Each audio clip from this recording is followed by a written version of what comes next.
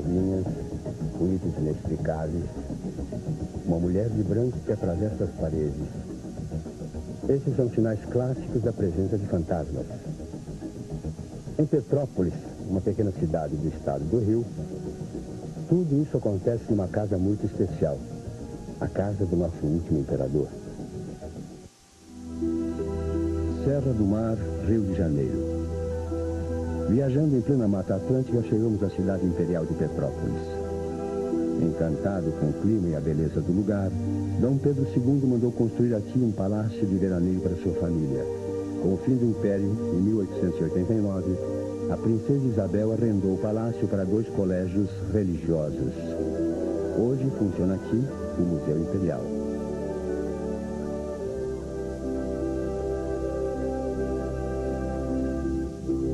Durante muitos anos, o prédio serviu de residência para centenas de pessoas. Do imperador aos escravos que serviam a família imperial, dos professores religiosos aos alunos que estudavam nos internatos. Depois de tantos anos e tanta história, não é de estranhar que ali aconteçam fenômenos inexplicáveis. Quem sabe muita coisa sobre eles é a própria diretora do museu. E eu acho que esses objetos, tudo que tem nessa casa, eles estão impregnados de energia, de vivências do passado. Todo objeto traz em si uma energia, uma manifestação de um espírito que criou aquela coisa. Muitas vezes eu fico até 1, 2 da manhã aqui trabalhando, né? Já que todo mundo já foi embora.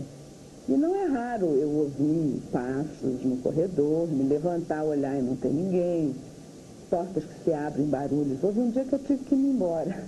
Eram 11h30, já quase meia-noite. E o barulho era tanto que eu já não podia trabalhar. Eu acho que eu estou atrapalhando alguma coisa, está bem. Entrego os pontos e vou-me embora. Este casal trabalhou e morou durante muitos anos no museu. Uma noite, por volta de 8 horas, aí eu ouvi assim, um choramingando, assim, uma pessoa choramingando, e eu comentei com ele, eu digo, olha, tem alguém chorando nas carruagens. Talvez as portas tenham sido fechadas e a pessoa ficou presa e quer sair. Aí, como as chaves do museu, todas as chaves ficavam em nossa casa, então ele foi lá abrir para ver. Realmente não havia ninguém. Lá dentro, nós temos um relógio, ele funciona, não se dá corda, né? E os quadros, às vezes, assim, ele ia verificar os quadros para ver se estavam localizados e tal, e os quadros realmente, à noite eles davam uma voltinha, quer dizer, viravam. Ele encontrava os quadros assim, pela manhã. Agora, realmente, a gente não sabe se havia alguma coisa à noite, né, alguma força estranha que fizesse isso, porque eu acho que até hoje as coisas acontecem. O radiestesista Gilberto de Paula nos acompanhou. Ele registra a presença de energias negativas e positivas nos ambientes. Olha, realmente, existe um desequilíbrio energético aqui.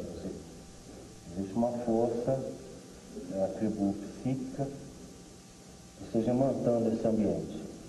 E pode acontecer realmente de produzir efeitos físicos de mudar peças de lugar.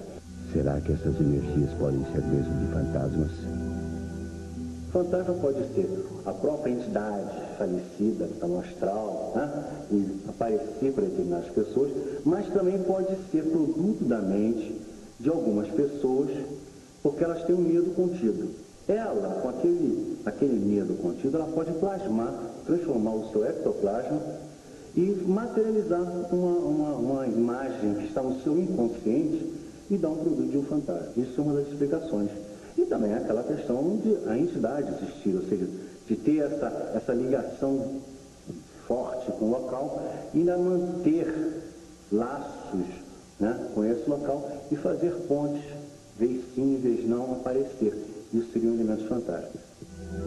Neste corredor, ele detecta uma grande concentração de energia.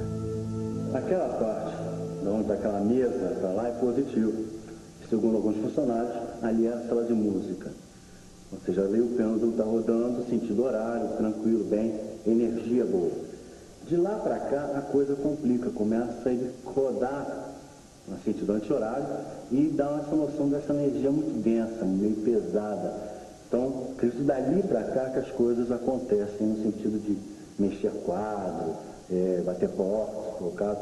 Essas coisas acontecem dali para cá. Existe alguma explicação para isso? Olha, primeiro, eu gostei da notícia por ter sido sala de música. A música é uma vibração excelente, né? Ela corta qualquer coisa ruim, porque a música transcende qualquer tipo de coisas negativas. Então, ali transcendeu isso, conseguiu mudar isso, transmutar isso. Dona Leopoldina, filha de Dom Pedro II, não tinha seu espaço no museu reconhecido. Quando a diretora do museu reconstituiu o quarto da princesa, sentiu a presença dela. E esse quarto nunca tinha sido arrumado como quarto, na primeira arrumação do museu. Eu decidi há uns anos atrás que devíamos remontar o quarto da princesa Leopoldina, como do outro lado dessa ala tem o quarto da princesa Isabel. Não houve uma coincidência interessante no dia que estava sendo montado o quarto. Eu vim lá da administração para ver como estava a arrumação e tive a sensação de um vulto lá, passando no jardim, um vulto de mulher, muito assim, de relance. Então eu comentei com as minhas colegas que a Leopoldina devia estar muito contente porque o quarto dela estava sendo arrumado. Provavelmente ela veio visitar. Esta funcionária conta como a presença dos espíritos é forte nesta carruagem que foi usada por Dom Pedro II. Esta caleta pertenceu à família Tavares Guerra, que vendeu ao senhor A. Vasconcelos. Quem era esse senhor A. Vasconcelos? Era o homem que tinha uma empresa funerária que fazia todos os enterros aqui em Petrópolis. Muitas vezes eu mesmo vi o seu Vasconcelos dirigindo as carruagens aqui para fazer os enterros. Esse veículo tem uma energia muito densa. Despertou curiosidade no sentido que é o mais denso encontrado nesse museu. Este outro funcionário encarregado da manutenção de algumas alas do museu também sente a presença dos espíritos. Pela manhã, quando eu venho, que eu sou responsável de vir abrir a sala da coroa, né? Então, quando eu venho abrir as salas, sempre que eu abro uma sala, sempre tem uma energia diferente. Eu sinto assim um arrepio no corpo, uma coisa diferente em mim.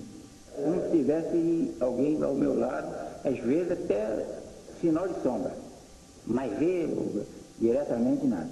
Outras histórias vieram dos relatos de um ex-diretor já falecido que era espírita e vidente. O nosso diretor, o Francisco Marques dos Santos, já faleceu há muitos anos, ele era um médio vidente, né? Talvez seja por isso que ele tenha visto. Então, na hora dele fechar o museu, meu marido, aí ele dizia assim, você está vendo, Lessa? Lá no canto tem 2 caboclos. Eles é que tomam conta do museu. Lá no fundo. Lá no fundo. Mas o fantasma mais famoso do museu é o de uma mulher conhecida como a Dama de Branco. A história é contada por todos, mas a Dama de Branco nunca foi vista por ninguém. Aparecia uma mulher toda de branco passeando pelo bosque ali embaixo. Noites de lua cheia, não sei. E isso começou a ficar corrente na cidade. Então vinha gente, ficava à noite ali na grade para ver. Então era um tumulto aqui na 7 de setembro durante 1 mês, 2 meses, porque viam a Dama de Branco. Nós nunca vimos realmente, mas pessoas viram. Dama de Branco eu nunca vi, mas muitas pessoas aqui afirmavam tê-la visto. Agora, o que eu vi muitas vezes foram filas de carro em frente ao portão, esperando que a Dama de Branco aparecesse. Com fantasmas ou sem fantasmas, uma coisa parece certa. No ambiente do Museu Imperial, a energia que predomina é positiva. O radiestesista Gilberto acredita que o responsável por isso pode ser o carisma do nosso último imperador. Uma curiosidade é que todos os ambientes onde tem a presença, o quadro, ou fotos com Dom Pedro II, energia muito boa.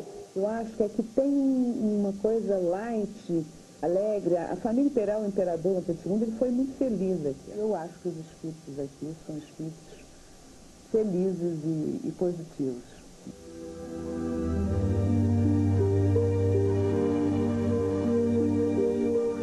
No próximo bloco, você vai conhecer uma descoberta extraordinária que questiona tudo que sabemos sobre a origem da escrita. Eu volto em seguida.